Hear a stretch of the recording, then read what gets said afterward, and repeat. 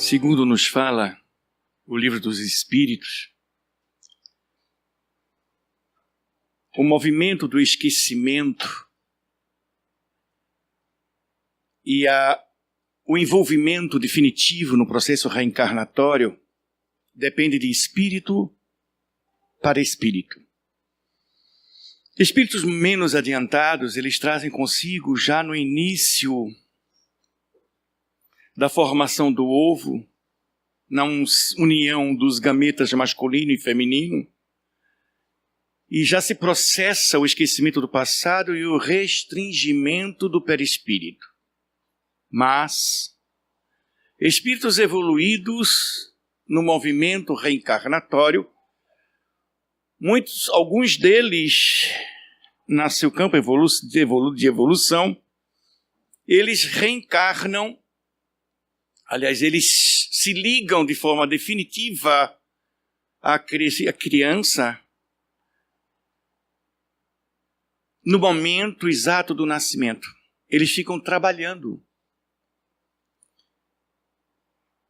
Segundo afirmava o Chico, até momentos antes do nascimento, Emmanuel estava trabalhando. Então imaginemos Jesus de Nazaré ao escolher Maria, qual foi escolhida da constelação de Sírius, porque não tinha um espírito que comportasse a capacidade de formatar uma criança, de formar uma criança com um espírito de tal envergadura que Jesus de Nazaré. Evidentemente, ele não deve ter sofrido nenhum processo de restringimento no seu momento reencarnatório. Evidentemente, sabemos nós que Maria de Nazaré, virgem, no grego virgo, não é uma mulher que simplesmente traz consigo ímen na integridade vaginal. Mas virgo em grego quer dizer é todo aquele que não é capaz de pecar nem por pensamento. Aí estava então a definição clara que aquela mulher ela era incapaz de macular-se nem por pensamento. Daí ser o verdadeiro receptáculo e ele iniciar sua jornada em uma família. Ele poderia ter simplesmente vindo e aparecido e ninguém sabe de onde veio ou como veio. E simplesmente aparecer, materializar-se. Como acontece em muitos casos de materializações.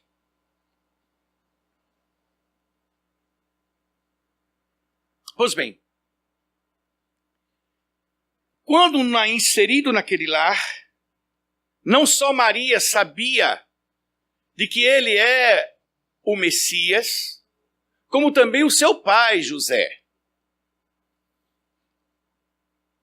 A priori, naquela discussão entre Jesus, o que se coloca no nascimento de Jesus, era se ele era ou não era o Messias, e não ela estava grávida pelo Espírito Santo, mas se ele o é, o Espírito Santo. Que os Espíritos nos relatam, numa pergunta de Kardec, qual o Espírito mais puro que pode nos servir de guia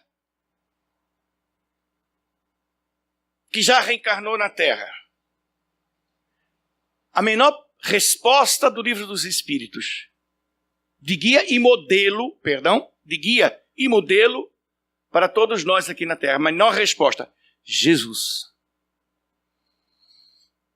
E José então tem um sonho, ele era sonambúlico, tinha mediunidade sonambúlica, não só nesse instante, quando o anjo Gabriel conversa com ele e explica a mesma coisa que conversou com Maria de Nazaré, que havia conversado com sua prima Isabel, que havia de receber aquele que iria preparar o caminho do Senhor, João, conhecido como o Batista,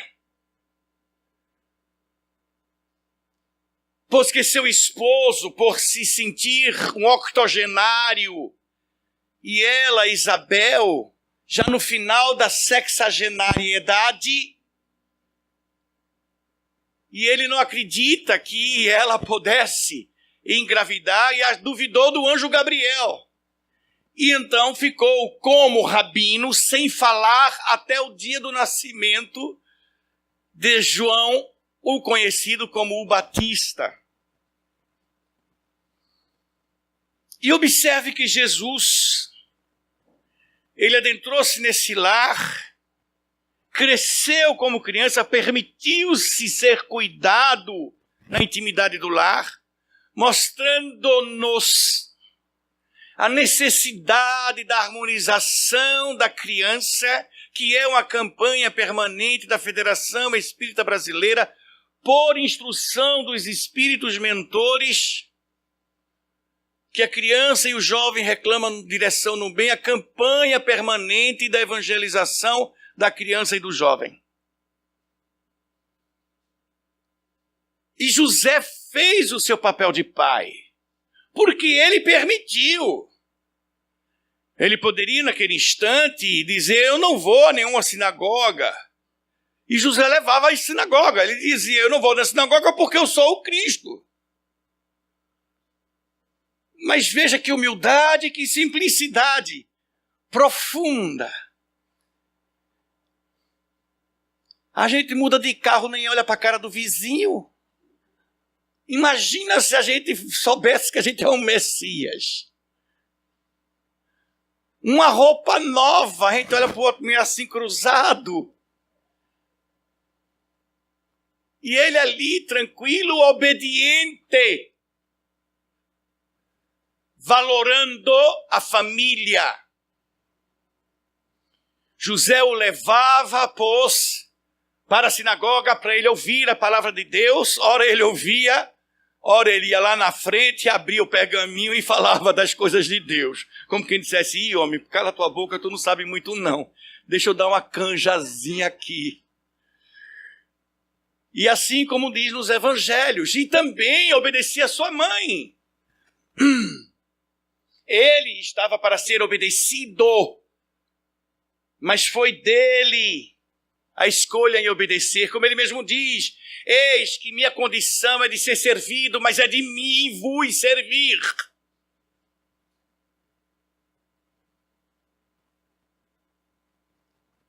E ali então vemos várias vezes, por exemplo, quando ele pegava as comidas de casa, um momento em que ele pegou todos os alimentos de casa e doou a alguns ladrões da circunvizinhança que estava passando pela casa dele e pediu algo para comer. Ele distribuiu tudo que era de comida que havia dentro de casa e estava conversando com os maiores facínoras da região. E a mãe, assustada, né? Porque era uma criança conversando com os facínoras da região. E aí ela, Yeshua, que é Jesus em aramaico, Yeshua, vem. Teu pai está te aguardando, o que estás a fazer aí? E a primeira vez ela ouviu ele dizer, eu cuido das coisas do meu pai. Mas teu pai está na carpintaria. Eu cuido das coisas do meu pai. Mas obedeceu. E Maria não entendia o porquê. Vindo de Jerusalém, da Páscoa, novamente perdem Jesus pelo caminho. Os homens sempre iam na frente, coisa que era 2000 anos atrás. Hoje em dia as mulheres vão na frente, os homens vão atrás, não é? Eles iam na frente, elas lá atrás, e Maria então denota a ausência de Jesus. e manda chamar José. Aí vem José e todo mundo procura Jesus. Aí disseram, ele está na sinagoga. E aí, então, quando entram na sinagoga, as mulheres ficam sempre de fora, mas é 2000 anos atrás. Hoje em dia, elas estão muito impactadas, estão dentro. Os homens adentravam para estudar as leis de Deus e as mulheres não tinham que estudar, porque já traziam consigo. E aí, então, encontram Jesus com o pergaminho e discutindo a palavra de Deus. E Maria olha para ele assustada e faz, Yeshua! E ele diz, eu cuido das coisas do meu pai. Ela foi até a Isabel, sua prima. Jesus já grandinho, João Batista já grandinho. Ela disse, eu estou preocupada com Jesus. Porque Jesus faz certas coisas e eu digo a ele, Jesus, o que estás a fazer? E ele diz, eu cuido das coisas do meu pai. E eu digo, teu pai está na carpintaria. Ele vai, ajuda o pai na carpintaria. Mas ele diz, eu cuido das coisas do meu pai. Como se ele tivesse um outro pai. Olhe só para ele. Aí estava Jesus sobre uma pequena colina, junto com João o Batista, e Jesus com a mão no ombro de João Batista e apontando para o horizonte. E Isabel faz então a seguinte leitura. É um general dando a ordem ao seu oficial para preparar o seu caminho. Era uma leitura profunda. Aí observamos por que eu trazer esse relato do nascimento de Jesus na família e mostrar que dentro dessa própria família, Jesus colocava para a sua família que havia uma outra família. Eu cuido das coisas do meu pai. Pastorino, ex-presidente da Federação Espírita Brasileira, ele fez um estudo profundo dos evangelhos de Jesus. Ele estudou desde a língua cópica, aramaica, hebraica, grega. Impressionante o trabalho dele. A esposa dele, há pouco tempo atrás, doou à Federação Espírita Brasileira e será editado daqui a algum tempo. Os evangelhos, tradução de Pastorino. Eu tenho a cópia deles. É maravilhado, fiquei maravilhado. Aí dá para compreender uma série de coisas. Pastorino, então, ele fala que na posteridade as pessoas confundiram muito essa questão da trindade. Pai, Filho e Espírito Santo. E ao mesmo tempo o Espírito Santo e o Filho e o Pai é a mesma coisa. Fica meio confuso. Porque um dos atributos de Deus é a questão da indivisibilidade. O panteísmo. Se tem vários deuses, o Deus só é Deus quando ele é completo na soma dos deuses. Então ele não é único. Já perde o seu atributo. Bom, Pastorino, ele diz que quando Jesus se refere a Deus, ele está falando do o amor. Quando ele se refere a Deus como Pai, é aquele que ama. E Cristo é aquele que manifesta o amor. O verbo que se fez carne. É o amor manifesto. Aí as pessoas chegam na pequena multidão e aí perguntam a Jesus, dizem a Jesus lá fora, está tua mãe e teus irmãos e querem falar contigo. E aí ele questiona quem é minha mãe, quem são meus irmãos. Peraí, ele nasceu na família, ele respeitou a hierarquia familiar. Ele obedecia a Maria, obedecia a José. Ele obedeceu a todo um processo de evolução. Ele só se utilizou dos 3 últimos anos de sua vida para viver o seu messianato. Porque agora ele nega. Mas, naquela época, primos eram considerados irmãos. Feito hoje. Tem irmão que é o maior desconhecido do outro irmão dentro de casa. Eu estava fazendo uma terapia em grupo, família, e uma vez eu perguntei a um que é bem calado, disse, quem menos você conversou até hoje na sua vida? Ele disse, com meu irmão. Nós nos conhecemos, não conhecemos os filhos, porque a gente só conhece o outro quando o outro se permite. Se você não permite, jamais eu vou lhe conhecer. Jamais nem você vai se conhecer se você não se permitir. Tem gente que só olha as coisinhas boazinhas que estão nele. E tem gente que só olha as coisas ruins que estão nela. Otimismo demais ou pessimismo demais.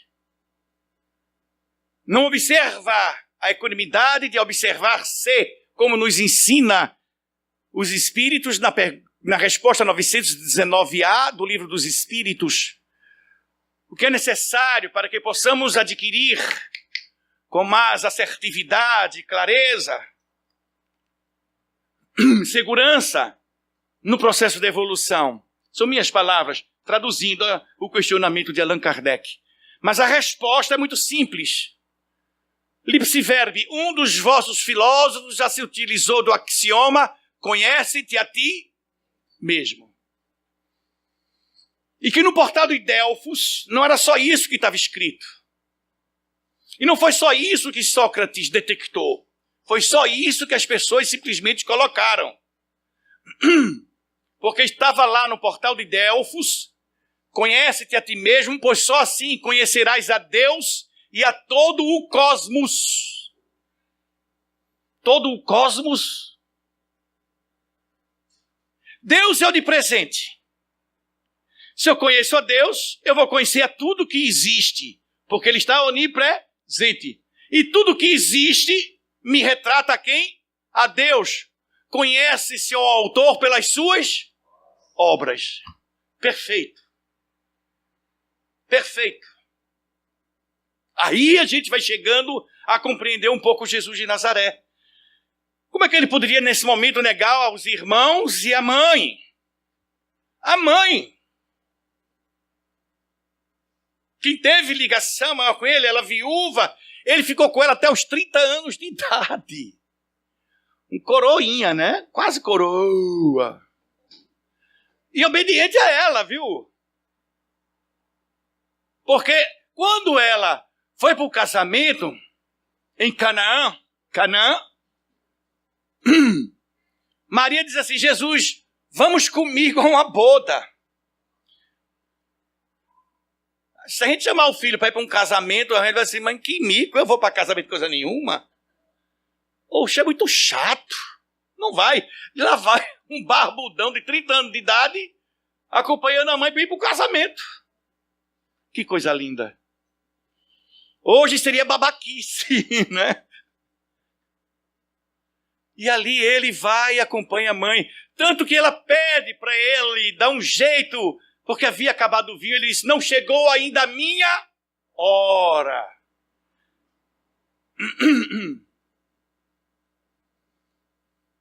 Mas ele estava ali com ela até aquele exato instante.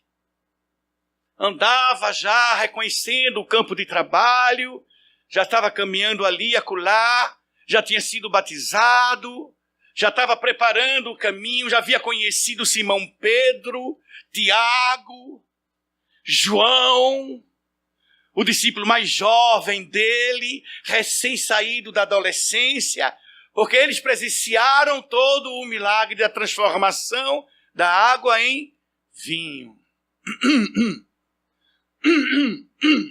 Então, o que isso quer dizer?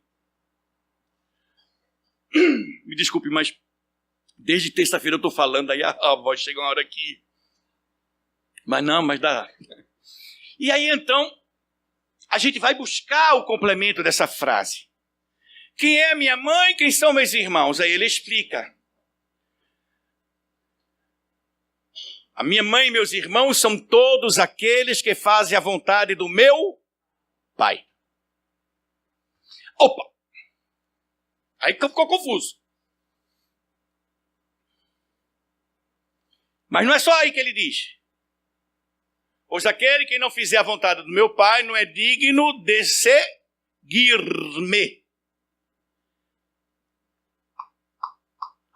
Aí ele fala, a família, que nós todos somos filhos do mesmo pai, do mesmo Deus, mas ele aí coloca uma outra família.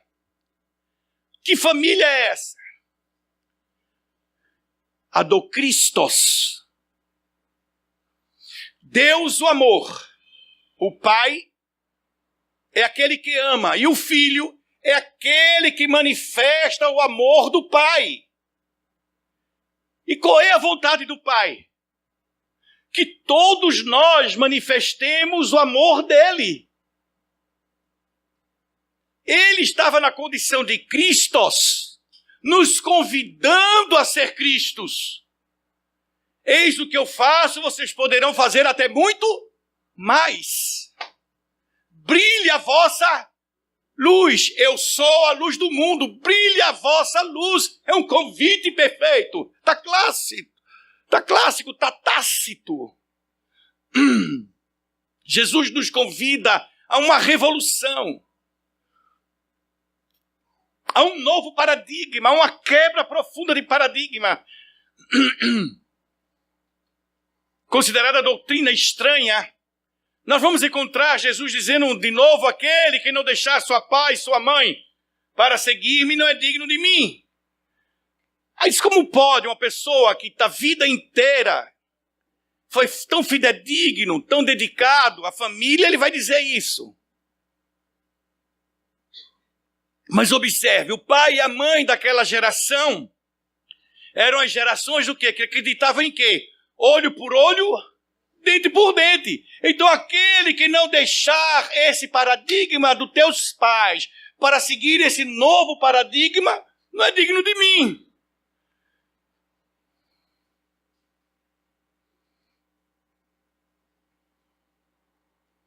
E a gente vê que isso não acontece só lá atrás.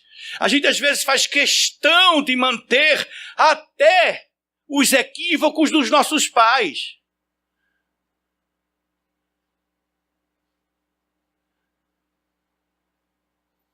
Uma vez eu conversando com um grupo familiar, eu achava que eu ia até ser amigo, mas eu dei uma meia volta e saí de perto. Porque diz assim, ó, essa daqui é meu pai todinha. Orgulhosa, é ruim de nascença. Ela disse, isso mesmo. Mexeu comigo, mexeu com Satanás. Eu digo, vou por aqui. Ela fazia questão, era uma honra para ela trazer aquilo do pai. Ah, Silvio, com alegria. Ah, eu não faço mal a ninguém. Olha, mas pegou no meu calo. Aí uma outra irmã completa. Dá um boi para não abrir, para não entrar numa briga, mas uma boiada para não sair. Eu digo, vote por aqui. Porque a gente muitas vezes entra numa fria já sabendo que é fria. Aí observe, a gente não obedece aos velhos ditames familiares. O pai esperto ensina esperteza ao filho. O pai mentiroso ensina mentira ao filho. O pai trabalhador ensina o sacrifício ao filho. Eu estava no mercado, ali em Casa Amarela, e estava numa fila para comprar carne. E tinha um rapaz conversando com a senhora e ele dizia assim, meu filho disse, eu não quero isso não, eu quero presunto. 3 anos de idade. Aí eu sentei para ele, eu disse, olha, tu tem televisão em casa, tu tem uma bicicleta, tu tem carne hoje para comer, tu tem pão, tu tem aqui esse fiambre, nem mortadela é mais baratinho, da latinha, ele dizendo, tu tem café, tu tem leite, tu tem pão. Eu não tinha nada disso. Eu não tinha nada disso. E ele disse, meu filho hoje tem 14 anos de idade. Nunca mais ele disse, eu quero isso ao invés disso. São movimentos de natureza. E nós temos o livre-arbítrio.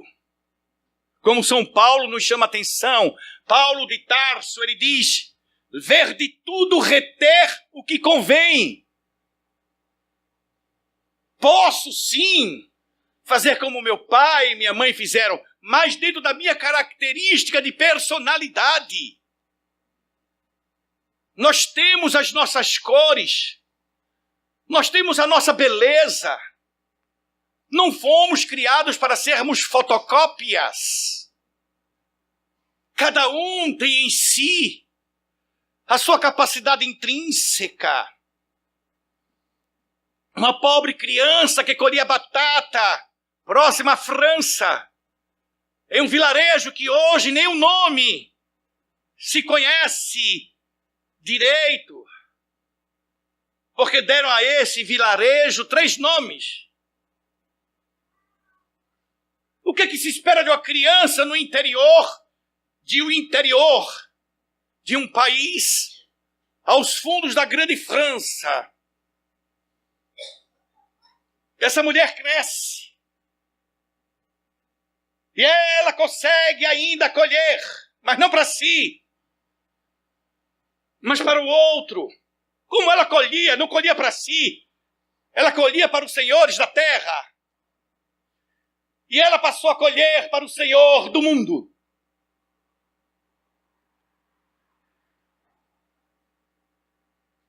Madre Teresa de Calcutá. Uma pobre criança do interior da Bahia. Trabalhava em chiqueiro de porcos. Depois foi trabalhar numa padaria.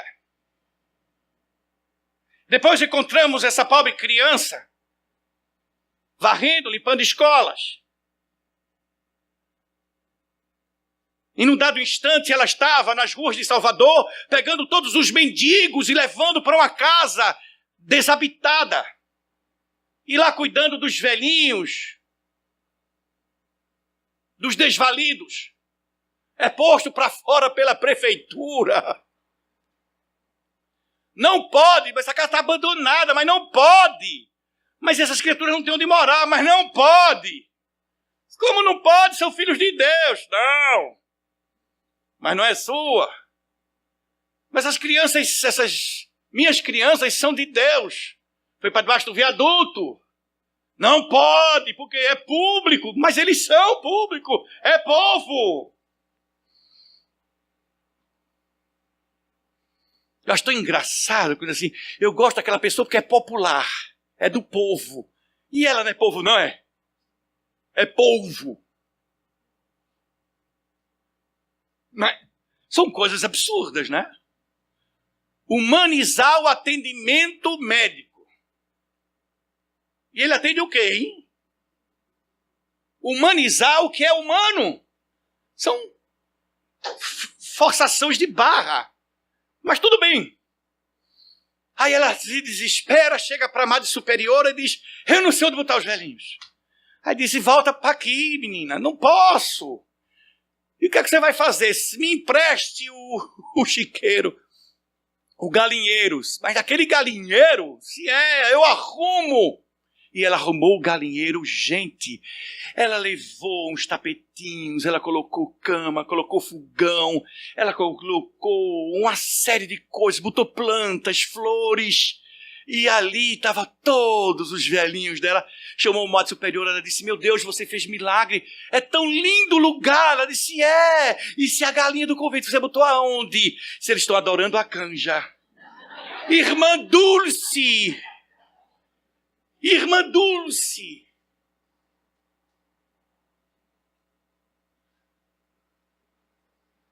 Abade Pierre,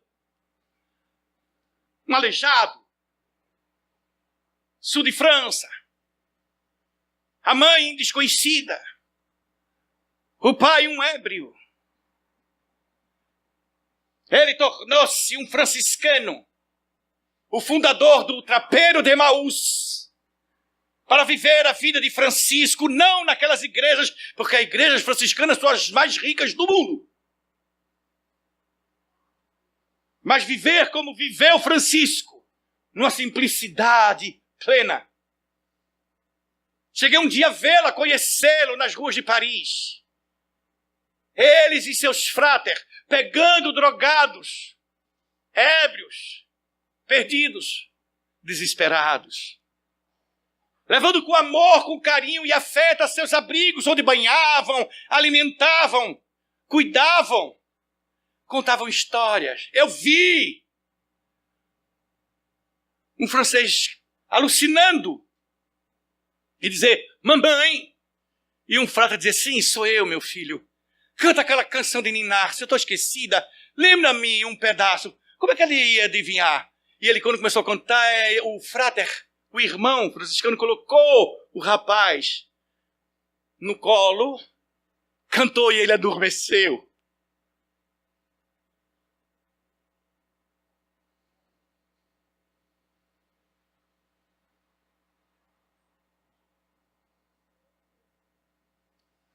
Albert Durand foi para Paris com um amigo, pobre, sem um tostão, com a proposta o quê? Um trabalharia um dia e o outro estudaria pintura. Depois o outro trabalharia e o outro ia fazer suas aulas de pintura. Chegou um momento em que o amigo de Albert, ele disse, a gente não vai conseguir aprender, nem eu estou aprendendo, nem você está aprendendo. E o que é que você sugere? Eu trabalho e você se forma.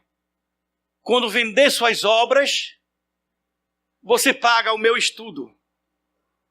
E Albert foi estudar e ele a trabalhar.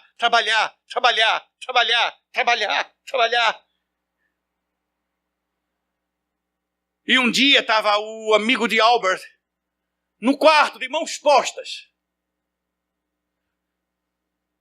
a dizer, meu Deus, perdi a sensibilidade da mão, porque era um emprego duro, hercúleo. Dai toda a minha sensibilidade, toda a minha felicidade ao meu amigo. E que ele possa expressar a beleza com presteza para traduzir a tua grandeza, ó Senhor. E Albert imortalizou com uma das obras mais valorosas hoje no mundo, Mãos Postas. Porque essas criaturas conseguem traduzir. Porque essas criaturas conseguem ser Cristos. Aquele que manifesta o amor do Pai. Aquele que ama. De Deus, que é o amor. Deus é amor. Daí na expressão dos Espíritos. Ele não antropomorfiza Deus. Inteligência suprema, causa primeira de todas as coisas. E que coisas são essas? Vida. E o que é vida? É amor.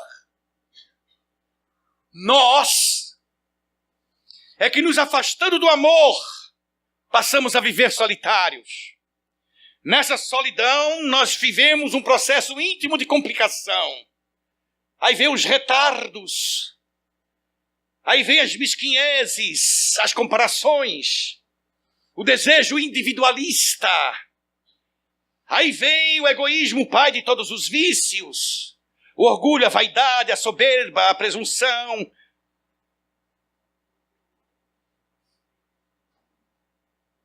O ciúme, a inveja.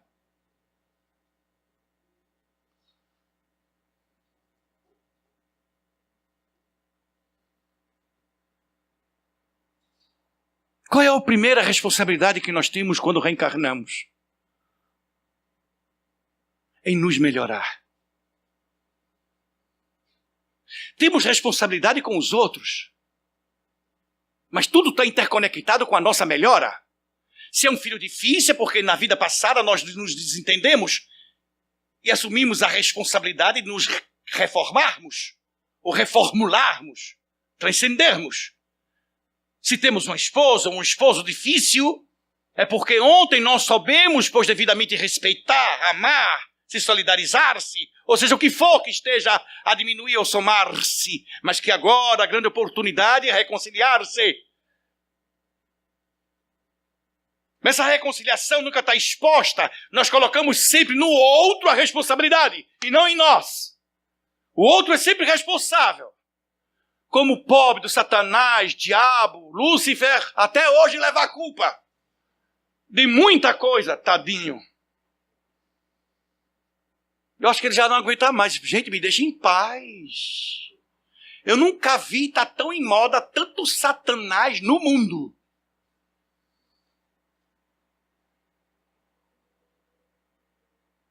Lúcifer. O que quer dizer Lúcifer? É aquele que é guardião da luz. Olha só. Ah, mas foi um anjo, foi caído. Não há retroação na evolução do espírito. Não tem queda, não tem como cair. Ah, eu recaí. Caiu não, minha filha. Você achava que estava ali, mas não estava, estava aqui. O eu ideal, o eu real.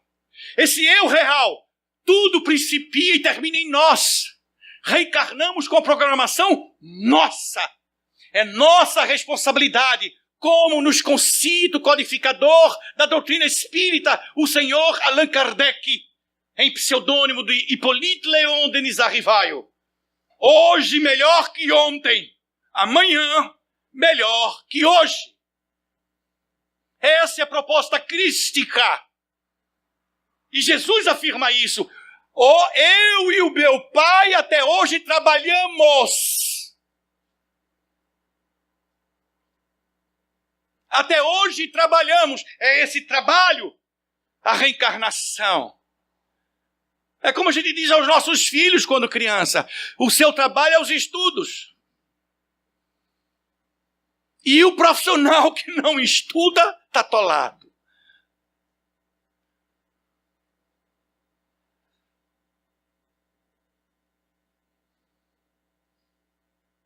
Ao falar em estudo, a nossa responsabilidade em assumirmos essa autonomia. Nós somos construtores da nossa própria vida. E de repente a gente não está repaginando. A gente vive como se estivesse vivendo há 10 anos atrás, 15 anos atrás. Não temos a mesma força, não temos os mesmos ideais, eles estão volitando e a gente não está assumindo algo de novo e bom nas nossas existências. Há pouco tempo atrás, meu filho me deu um chama para cá que eu fiquei maravilhado.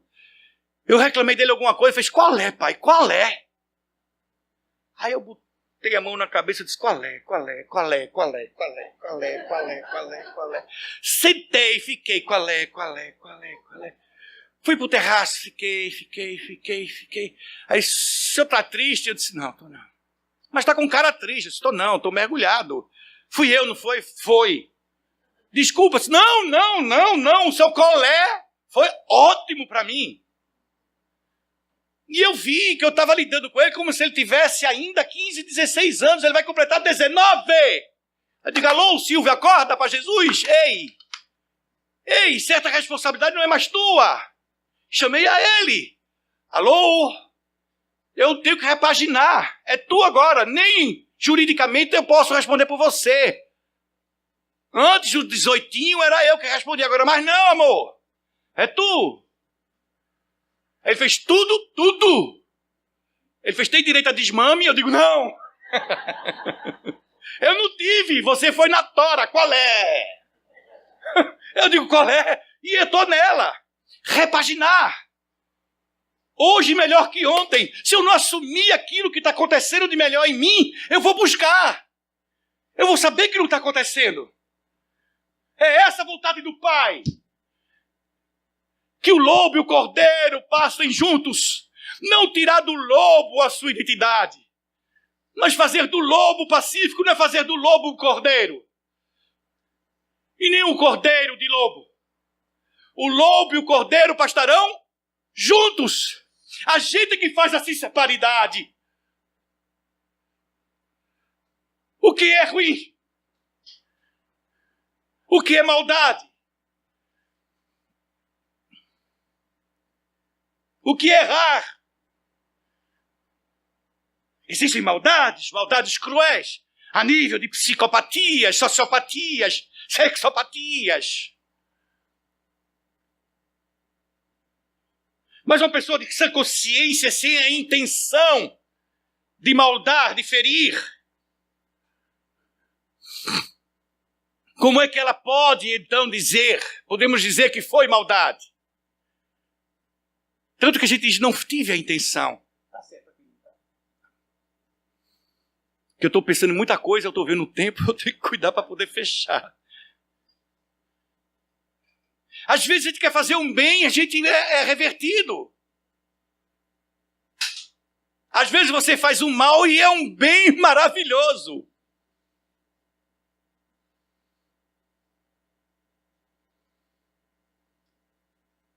Uma senhora uma vez me fez um mal tão grande, tão grande, tão grande, tão grande, tão grande, tão grande, que me fez eu sair de um emprego. E se eu estivesse lá, eu estava lá até hoje. E eu saindo de lá, eu disse, ou eu vou me integrar completamente no consultório, ou aquilo ali vai ficar minha bengala. Aí como não tinha bengala, eu integrava inteiramente. Eu e o consultório somos uno. Era uma paciente por semana, mas eu estava lá todo dia. Com o livro na mão. Silvio, quer cartão? Eu digo, não. Por quê? Meu paciente vai ser meu cartão. Até hoje eu não tive cartão. Nem tenho. É isso que ele nos espera. Você vai botar um cartão, eu sou filho de Deus. Eu estou com Jesus. Ele está usando o cartão, sim. Está usando o cartão, sim. Só porque tem um cartão dele já está salvo, não é verdade? E tem muitos espíritos aqui assim. André Luiz encontra uma senhora nos umbrais. Tenho medo de umbral não, viu, minha gente? Umbral é bonzinho. Não muda nada do que você está vivendo aqui. Mas já é uma vida íntima, não é a coletiva não, viu? A coletiva é outra história. O umbral não é um espaço geográfico, é um estado de consciência. Então, se você dissesse, meu Deus, minha vida é tão inferno, se cuide. Quando chegar lá, vai encontrar um inferno. Por quê? Está a sua consciência. Eu estou tão em paz. Mantenha pelo amor de Deus. E expanda. E aí ele tá fazendo um trabalho lá e uma senhora fala assim, me socorra! Eu fui muito amiga de Bezerra de Menezes, mas olha... é muito fácil, né? É a única doutrina e religião no mundo que não tem Jesus como Salvador. E nós sabemos que nós é que nos salvamos. São as nossas nem todos que dizem Senhor, Senhor, Senhor entrará no reino dos céus, mas sim aqueles que fazem a minha vontade. Está claro, está tácito. Aí a gente observa quem é minha mãe, quem são meus irmãos, toda a humanidade. As maiores desgraças e maiores guerras acontecidas foram fraticidas. Até mesmo as religiosas. Os católicos, os ortodoxos, os judeus, os muçulmanos eram era tudo da mesma 7 tribos. Eram das 7 tribos de Israel. Dá para ir? Tudo irmão. Tudo descendente de quem? Davi e Salomão. Tudo da mesma família. Família. Quem é minha mãe? Quem são meus irmãos? Às vezes, temos amigos, conhecidos, até desconhecidos, que são mais irmãos da gente que muitos irmãos.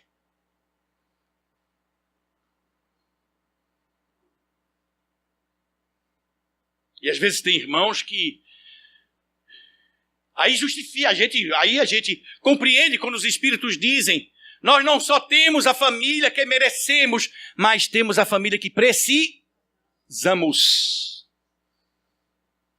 Se tiver um irmãozinho, daqueles bem, uma irmãzinha, um paizinho, você olha para ele assim: eu estou precisando é disso, estou precisando é disso. Repagine. Repagine, porque ele não está repaginando, você não vai passar de... Melhore-se sempre. Claro, como é que eu vou viver o que eu vivi na semana passada? Dá licença. Aí a gente fica atrelado ao tempo. Mas somos atemporais. Aí tem gente que diz assim: eu não tenho mais tempo, a minha idade não permite. Já morreu mesmo. Isso é morte. A morte é quando você não encontra mais conexão com a esperança. Porque a esperança alimenta a vida. Joana de Ângeles. E para a esperança, o que é a idade? Vamos lá, vamos fazer uma análise da idade. A Terra girando a 800.000 quilômetros por hora em torno de si mesmo. Um dia. Tá. A Terra girando em torno do Sol a 800 milhões de quilômetros por hora. Um ano. Isso vai definir a minha idade, vai? Um movimento físico vai definir aquilo que eu sou. O que eu tenho, a minha capacidade, a minha força. Eu fico mais com um ditado nordestino, lá do sertão. Panela véia é que faz comida boa. E veja o que é que estou fazendo. Descartando os idosos. A gente não pode mais nem dizer velho, porque velho é descarte. Toda vez que eu ouço uma música, eu me lembro do meu velhinho. É um bom tipo, meu velho. Vai cantar isso para uma mãe ou uma avó hoje? É um bom tipo, meu velho. Velho é não, esse não sabe de velho é tu. Dá licença, que coisa linda. Elvis, imagine chegar aos 80 neste mundo é ser vitorioso. Aos 90 é herói. Aos 100 é quase um deus. Porque é bronca. Que a maioria vai de infarto, vai de derrame, vai de câncer. Porque não aguenta, as células ficam enlouquecidas. É bronca. Aí vai o cabo e diz: não, você é velho demais para estar no emprego. Mas pode. Quem é minha mãe? Quem são meus irmãos? Qual é o meu ideal de família? Qual é o ideal de família do Pai? É aqueles que fazem a sua vontade. Qual é a vontade do Pai? Nós reencarnamos. A reencarnação é atestada no Evangelho em diversos movimentos. E tinha muito mais. Foram retirados nos concílios. E o primeiro de Nicéia foi responsável por isso.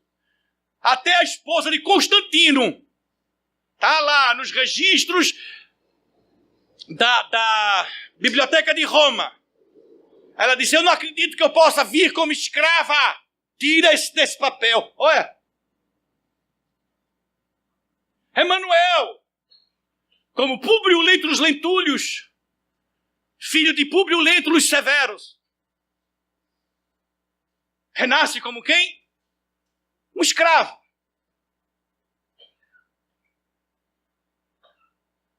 Teve algumas outras encarnações por aí, depois nós conhecemos aqui no Brasil como Padre Manuel da Nóbrega. E agora está reencarnado no estado de São Paulo. Eu quero ver ele agora, diz que vai ser um professor. Isso é que é expiação, né, professor? Deus do céu. É muita coragem. Mas é isso que nos falta. Mas a coragem para quê? Enfrentar que monstro? Nenhum monstro. É o homem velho. E assumir o novo. Hoje, melhor que ontem. Amanhã, melhor que hoje. Mas observe. Já passamos de 7 bilhões e 685, para arredondando, estamos a quase 8 bilhões de pessoas no mundo. E observe, ainda é considerada uma pandemia pela Organização Mundial de Saúde a solidão. Uma das causas principais do suicídio é porque não tinha quem o ouvisse. Ou ouviu e não deu credibilidade. Ouvi do doutor Sérgio Felipe, que no seu doutorado, ele teve a audácia de, no doutorado, provar que a glândula pineal é responsável pela mediunidade. E ele disse que vários colegas dele, na turma de medicina, se suicidavam. Cada ano era 1, 2, 3 no máximo. E a turma já ficava olhando assim, quem é que vai ser dessa turma que vai se suicidar? E era batata. E ele disse, nós criamos um jornal, mas era um jornal livre-arbítrio, o que você escrevesse era editado. Para poderem sentir as poesias ou as crônicas e sentir o nível de comprometimento das pessoas. E aí ele juntava-se com um grupo e ia lá conversar com os colegas. E começou a fazer reunião doutrinária no diretório acadêmico. Só tinha ele e mais 2 amigos. O pessoal passava na porta, tucutuc, tucutuc, tucutuc, tucutuc, chamando de tambozeiro de macumba. Agora, há poucos minutos atrás, estava mostrando a Rosane, eu assinei um abaixo-assinado da Organização Mundial de Saúde para poder exigir do governo dos Estados Unidos um melhor tratamento com os médicos, para com os médicos, porque eles são agora instrumentos de hospitais, sem identidade, número só. Só no ano passado, registrado oficialmente, 400 médicos se suicidaram nos Estados Unidos. Médicos. Obras póstumas. No finalzinho de Obras Póstumas, nós vemos o Espírito dizer a Allan Kardec que o que nos iria fazer identificar que estaríamos em pleno movimento profundo da transição planetária é quando os suicídios tornar-se-iam incontáveis. Está sendo. E a loucura não se conseguiria contabilizar. Daí observamos, refletimos, porque Joana de Ângeles, que está prestes a reencarnar, as suas últimas obras, suas 14 obras, sobre psicologia.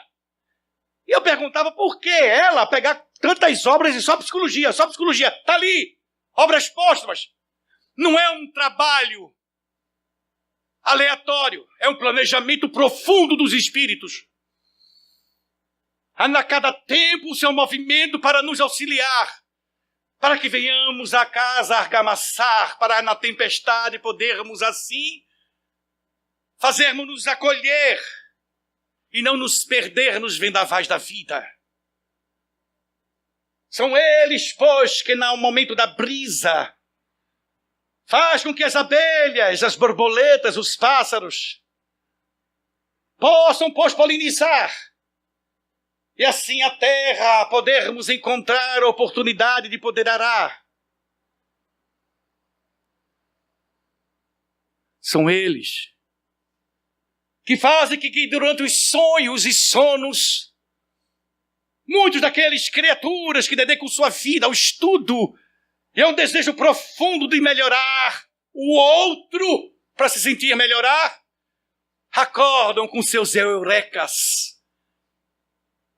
E aí advêm os primeiros movimentos da vacinação da poliomielite, havia os primeiros movimentos dos estudos profundos, em que esses cientistas considerados loucos abandonam família, abandonam sua própria vida, prazeres, dizem muitos, a dedicar-se a laboratórios, a passar meses no Ártico, Antártico, nos mares, nas cavernas, além da nossa atmosfera, para darmos condições para que esse corpo possa assim encontrar e ser instrumento da paz dele. Como não diz Francisco de Assis. Quem é minha mãe? Quem são meus irmãos? Sim. Nós temos a capacidade de gerar. Somos todos mães. Gerar solidariedade, gerar o amor, gerar compreensão, gerar compaixão, gerar perdão, gerar esperança, gerar alegria, gerar felicidade. Irmãos, aquele que nos estender a mão, que possa estar adoecido na sofreguidão, não importa a caridade que se faça, material ou moral, mas nela está assim o grande fanal. Nós podermos gerar e ser mães e acolher os irmãos como seus próprios filhos. Aquele que faz a bondade do meu Pai. O Pai, aquele que ama. Deus, o amor. Christos é o que Ele nos convida a ser. O Verbo que se fez carne. Nós manifestarmos o amor de Deus. Que convite mais lindo. E aí não haverá mais dor ou sofreguidão. Regozijai-vos, diz Ele, a todos aqueles que atendem o clamor do meu Pai, porque vocês receberão em múltiplos, 1 em 10, 10 em 100, 100 em 1000. Somos maternidade, somos irmandade, além daquela que ninguém pode dizer que não é, sermos todos filhos de Deus. Somos todos filhos de Deus e irmãos, mas esse irmão é uma escolha, é uma decisão. Nós somos as nossas escolhas. Escolhemos Jesus. Manifestemos na manifestação dele o amor de Deus. E assim, com certeza absoluta, hoje seremos, amanhã seremos melhor que hoje. Porque hoje nós estamos sendo melhores que ontem. Que Deus nos abençoe e nos faça muito feliz.